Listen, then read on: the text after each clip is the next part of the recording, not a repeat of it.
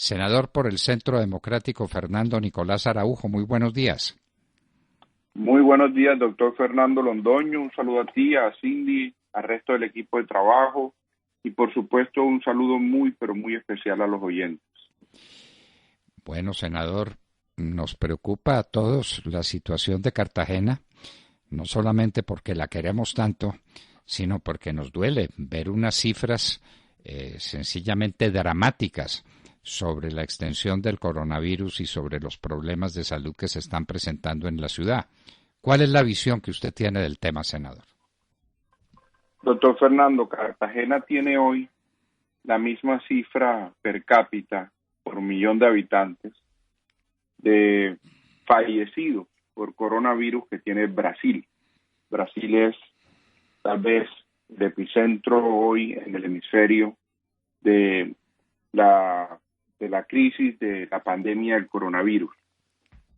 Mientras en Brasil hay alrededor de 25.000 fallecidos, tal vez un poco más, en Colombia hay 800, de los cuales un poco más del 15% los aporta una ciudad como Cartagena, que además tan solo aporta, para que tengamos una proporción, el 2.5% o el 2% del total de la población en Colombia. Una ciudad que aporta el 2% de la población está aportando el 15% de los fallecidos por coronavirus en Colombia. Es una situación que preocupa mucho la tasa de crecimiento. Al ritmo que vamos, en 15 días tendremos 300 fallecidos en Cartagena, se duplicaría la la tasa de fallecidos por proporción a la población. En ese orden de ideas, todas las alarmas están puestas. El gobierno nacional ha dicho que no hay una ciudad que les preocupe más que Cartagena. Cartagena tiene el índice entre las ciudades más grandes del país más alto, no solamente de contagiados, sino también de fallecidos, como ya lo acabo de señalar. Creo que la presencia del gobierno ha ido cambiando la dinámica.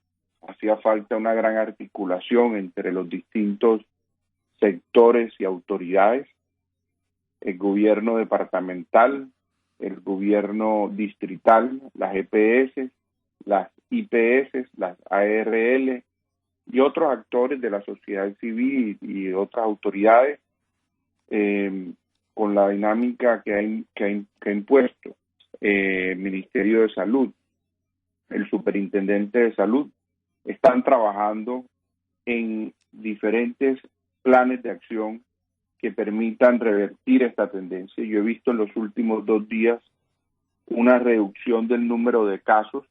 Cartagena tenía una cifra que preocupaba mucho, y era que de cada 5 exámenes, pruebas que se hacían, 1 salía positivo. Una de las tasas de positividad, llaman los expertos, más altas del país, con lo cual incluso había la preocupación de que aún cuando habían triplicado la cantidad de exámenes, podía ser, de pruebas diarias, podía ser que no se estuviera identificando a todos los casos positivos que se tienen que identificar. Recordemos varias cosas, doctor Londoño. Cartagena es una ciudad que tiene 3 actividades económicas principales: la actividad portuaria, logística, de comercio exterior, etcétera. Una actividad industrial, manufacturera muy importante, sobre todo en el centro industrial de Mamonal, donde está la refinería de Cartagena, donde está una planta de cementos Argos, donde hay una muy sofisticada industria manufacturera que aporta una gran proporción al Producto Interno Bruto. Y lo tercero es el turismo y un comercio, por supuesto, asociado a una ciudad de 1 millón de habitantes, pero también una ciudad con un turismo importante, y el turismo puede estar aportando más del 30% del empleo formal e informal en la ciudad. Son 430.000 los ocupados, eran 430.000 los ocupados antes de comenzar la pandemia. Incluso los indicadores de de ocupación del primer trimestre de este año eran extraordinarios y la mitad de los cartageneros ocupados están en la informalidad, con lo cual la gran mayoría de la ciudad, yo diría que más del 30%, vive de rebusque del día a día. Entonces, ha habido un gran desorden social. Yo no podría generalizarlo todo como desobediencia, sino como desorden, porque muchos necesitan el sustento, muchos viven de su relacionamiento con el comercio público, el mercado público, y ahí se creó un gran foco de contagio, y por eso hoy está en todos los sectores de la ciudad la presencia del coronavirus. No hay un foco, no hay un conglomerado. Si bien 5 barrios representan alrededor del 35% de los contagios, la presencia de esta patología se encuentra en todos los barrios de la ciudad. Pero uno compara Cartagena con otras ciudades con similar nivel de contagio y se da cuenta que de todas formas no tiene la misma tasa de letalidad que tiene Cartagena. Y se pregunta, ¿qué es lo que pasa en Cartagena? Entonces ahí identificamos varios elementos. Primero, no existe una red primaria. La red de 40 centros hospitalarios, centros de salud, hospitales, etcétera, que hay en la red primaria y que deben estar diseminados en toda la ciudad, solamente 5 tienen condiciones para operar, de 40. El resto está en condiciones inoperantes. Y 19 necesitan no una reforma, reconstrucción, digamos superficial, sino muy profunda, que va a tomar meses. Lo segundo que uno ve es que Cartagena tiene entre las ciudades más grandes del país el mayor índice antes de la pandemia de fallecimientos por hipertensión y por enfermedades respiratorias, asociado a la mala atención la mala atención de la red primaria y de la prevención. Además, ha habido una gran confusión, doctor Londoño, con medidas de orden público que generan más desorden social. Por ejemplo, primero lanzaron un pico cédula, que era más o menos fácil de comprender. Cada día podían salir 2 dígitos de cédula, pero enseguida lo combinaron con el género, entonces pasaron a 8 dígitos, pero además un día era hombre y el otro día era mujer, y además se cometieron errores, porque por ejemplo en 10 días los números 8 no podían salir, y entonces todas las personas con el número 8 tenían una gran preocupación. Entonces sacaban un decreto y al día siguiente había que corregirlo, y generó tal caos de confusión que los ciudadanos, muchos, simplemente desobedecieron, porque es que había un decreto que no daba ejemplo, no daba orden, no imprimía autoridad, y eso generó una gran confusión. Lo segundo es que se hicieron muchísimos toques de queda, y hemos venido estudiando qué pasaba el día antes y el día después del toque de queda. Por supuesto, el toque de queda había incumplimientos, pero la gran mayoría de la población lo cumplía.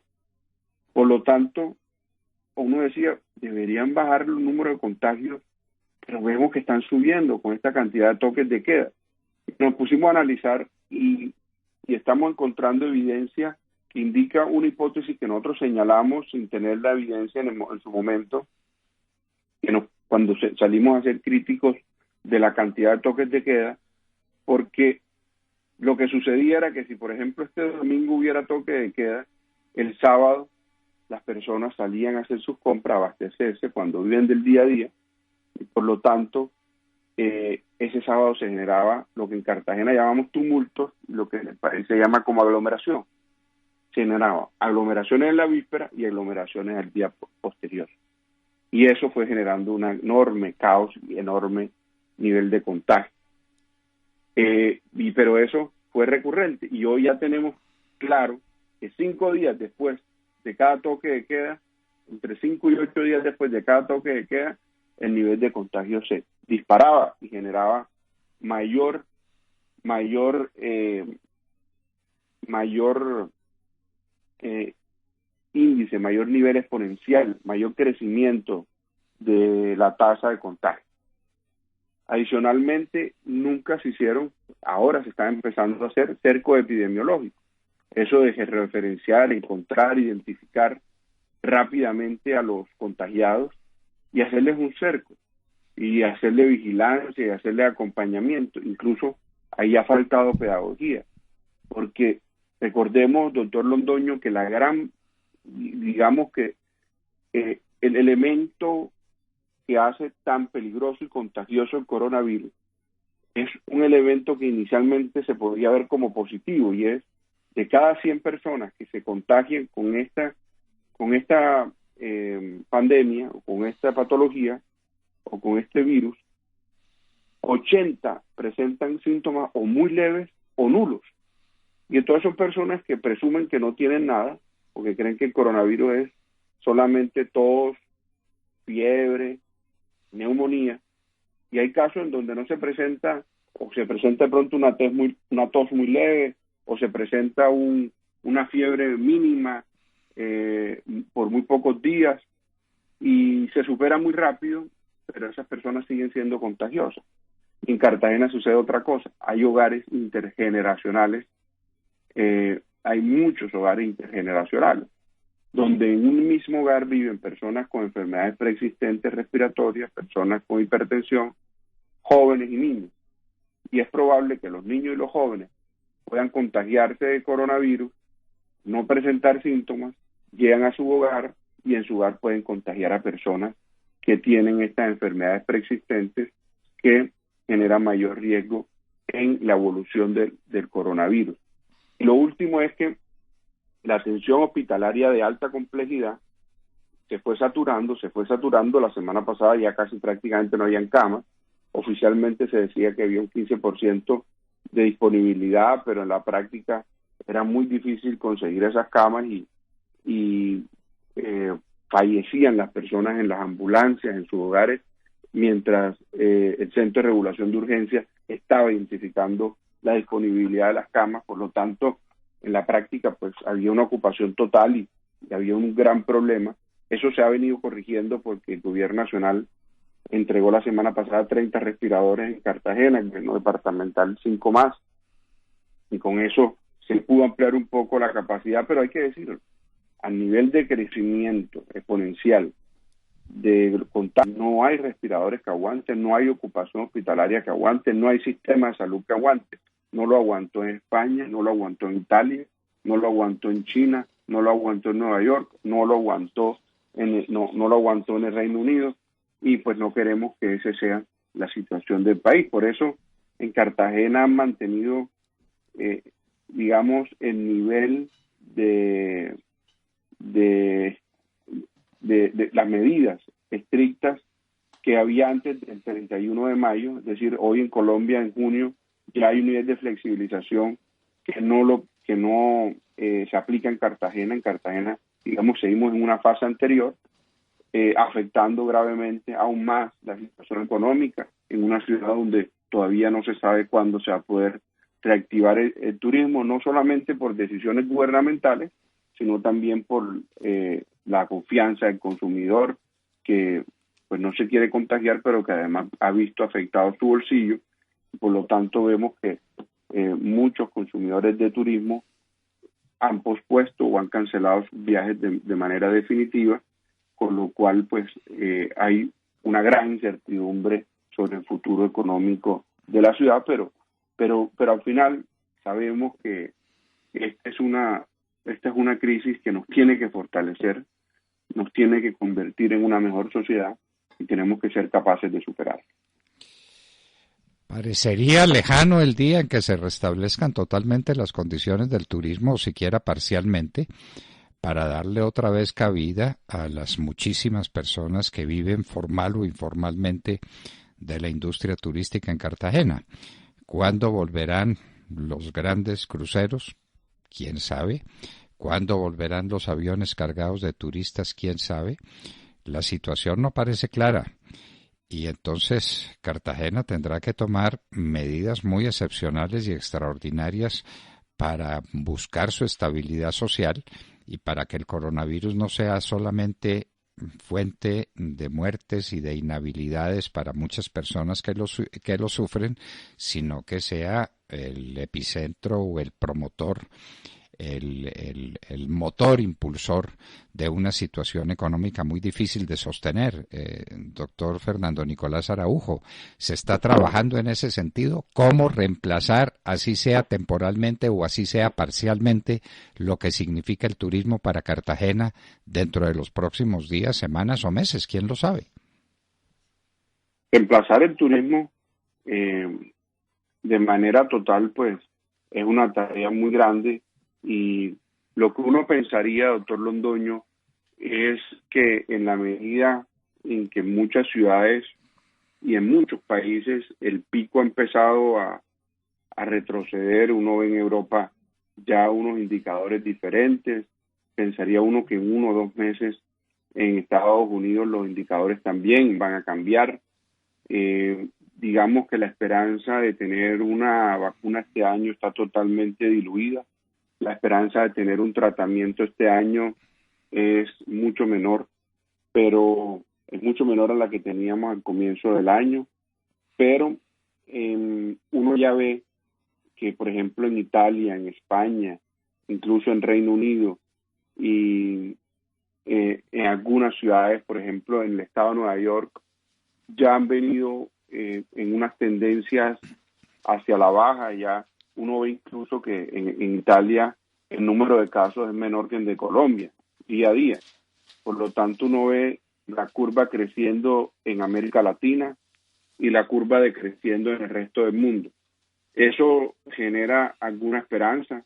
Nosotros vamos detrás de la curva del resto del mundo. En América Latina tal vez es la región a la última, a donde llegó esta patología, esta pandemia, esta crisis, y hemos podido aprovechar esa situación para aprender de las prácticas de los otros países, y pues también tenemos que aprender de la forma en la que van a reactivar las economías. Uno ve que ha habido protocolos que han permitido la reactivación de restaurantes, de bares, incluso ya empiezan a presentarse reuniones un poco más numerosas en algunas ciudades europeas. Yo creo que sobre ese aprendizaje tendremos que cabalgar nosotros y rápidamente reactivar la economía, reactivar la vida productiva y por supuesto también reactivar el turismo, que no solamente nos preocupa para el caso de Cartagena. Cartagena es una de las ciudades turísticas más importantes del país, pero por ejemplo la incidencia del turismo en San Andrés y Providencia es mucho mayor. A mí me mortifica enormemente. Los pueblos patrimonio, Barichara, Santa Fe, Antioquia, Mopós, otras ciudades que tienen una enorme participación del turismo como Melgar o Girardot. Yo me puse a mirar, 23 departamentos tienen o dependen en más del 7% del turismo en Colombia. Y precisamente esos departamentos, cuando uno los analiza, Chocó, Baupé, Pichada, Magdalena, La Guajira, son los que más dependen del turismo, son esas economías más vulnerables. Yo creo que el país tiene que afrontar ese tema con un enfoque diferencial. Y ahí hemos propuesto como partido, como bancada, algunas iniciativas, por ejemplo, créditos de 8 años con 2 años muertos, no hay 2 años de gracia, sino 2 años muertos donde no se cobren intereses ni se abona capital, que permitan que esas empresas tengan un mayor oxígeno. Se ha planteado también un enfoque diferencial del subsidio a la nómina para esas empresas donde las condiciones sean un poco más flexibles. Por ejemplo, ayer me preguntaba Nato qué hacer. Las empresas que han logrado acuerdos con los empleados para pagar menos del salario mínimo son empresas que están con ingresos en cero. Esas no son empresas que han perdido el 20% de su facturación. Esas son empresas que han perdido el 90% de su facturación y que están haciendo una labor patriótica social de tratar de sostener a sus empleados, pero si le ponen la condición de que no pueden pagarle menos del salario mínimo a sus trabajadores, pues entonces no van a poder acceder al subsidio de nómina y pues a mí me preocupa mucho una masacre laboral de ese tenor, por ejemplo, en San Andrés, en Santa Marta, en algunas ciudades que acabo de mencionar. Yo creo, doctor Londoño, que además, en el momento en que se reactive el turismo en Colombia, el gobierno debe suspender el cobro de todos los impuestos al consumo en ese sector, de manera que hay un estímulo a la demanda que permita que los protocolos se implementen y esos protocolos puedan ir generando una mayor confianza del consumidor. Yo creo que aquí, incluso por encima de los decretos restrictivos que ha habido y que imponen restricciones a la actividad del turismo, al transporte intermunicipal, al transporte aéreo, etcétera, a mí lo que más me preocupa es el comportamiento del consumidor. Yo no veo a personas hoy, como usted lo señalaba, montándose en un crucero o en la misma dinámica para abordar aviones con la que tenía el país antes. Incluso las aerolíneas están pensando que a 2022 es que van a empezar a recuperar la actividad que tenían prepandemia. Es decir, ellos calculan que este año, si les va bien, terminan con el 20 o 30% de la actividad del 2019. El próximo año terminen con el 60, 50, 60, 70%, y en el 2022 ya se puede llegar a niveles del 90% de lo que tenían en el 2019 o incluso ya llegar al 100%. Si eso es así, será lenta la recuperación del turismo y será más difícil resolver los problemas sociales asociados a las ciudades que dependen en gran medida del turismo, que repito, son precisamente las ciudades con economía más vulnerables. No estoy pensando tanto en Cartagena como estoy pensando en Capurganá, como estoy pensando en Barichara, como estoy pensando en Santa Fe, Antioquia, como estoy pensando en Monpós, como estoy pensando en San Andrés, y ese tipo de poblaciones en Colombia que requieren una reactivación urgente de su actividad turística. Senador por el Centro Democrático, Generación del 14, Fernando Nicolás Araujo, como siempre, inmensamente agradecidos con sus palabras y con el enfoque muy interesante que usted hace de este gran problema nacional, el turismo, no solamente en Cartagena, ciudad turística por excelencia, sino en cuántas poblaciones, en cuántos lugares del país donde el turismo representa una porción fundamental de la actividad económica y del empleo. Senador Fernando Nicolás Araujo, de nuevo, muchísimas gracias por estar en la Hora de la Verdad. A usted, doctor Fernando Londoño, muchas gracias por la invitación, muchas gracias por el espacio y un muy feliz miércoles, un feliz día. Muchas gracias. Gracias a usted, Fernando Nicolás Araujo. Los problemas en este país no faltan y ese del turismo hay que mirarlo de cerca y tiene razón el doctor Araujo. No solamente es en Cartagena, en los sitios más visibles del turismo. ¿Cuántas son las ciudades? En las vecindades de Bogotá